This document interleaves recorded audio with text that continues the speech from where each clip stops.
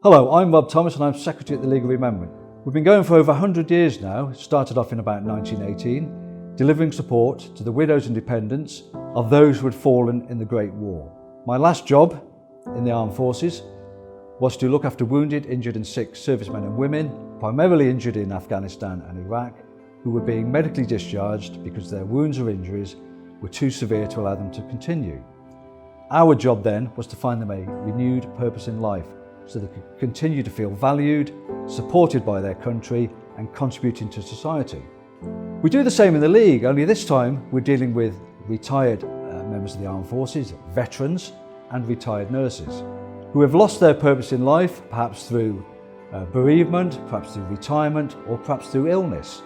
We work with a great range of London hospitals and other social institutions to enable them to find a new purpose in life. We've got a simple model. We match the volunteer, and we call them remembrance workers, to a hospital.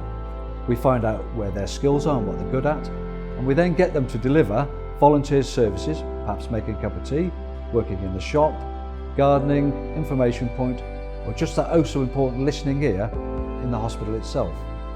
We call it helping people to help themselves by helping others, and we think it's a great model. The benefits are huge, both to the hospital, the patients, and the beneficiaries, our remembrance workers.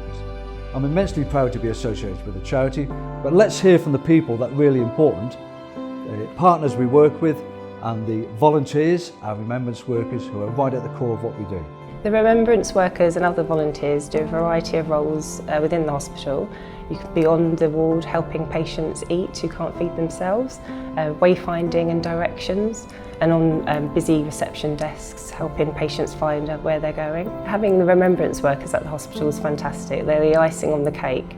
A lot of clinical staff may not have that extra time to sit with patients and find out what's going on with them, and it's that, I think, that people make the difference. I'm Joan McLaughlin and my military service was with the WRAC, and I was an experimental gunnery assistant.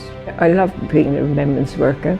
I don't like to have 7 wasted days a week, so I'm very pleased to be able to go out 2 days in the week and be at the hospital, and I enjoy being there and I find it very interesting.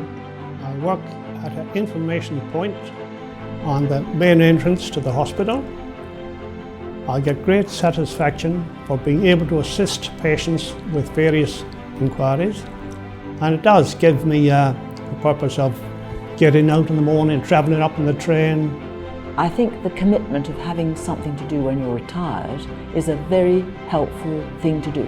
It is something to give back to the hospital that has helped my husband when he had the heart operations. So I just feel very grateful and I like to do my best. Personally, it helped me to give me a purpose in life, a reason to get out of bed in the morning, and yes, I do feel a lot better about myself nowadays.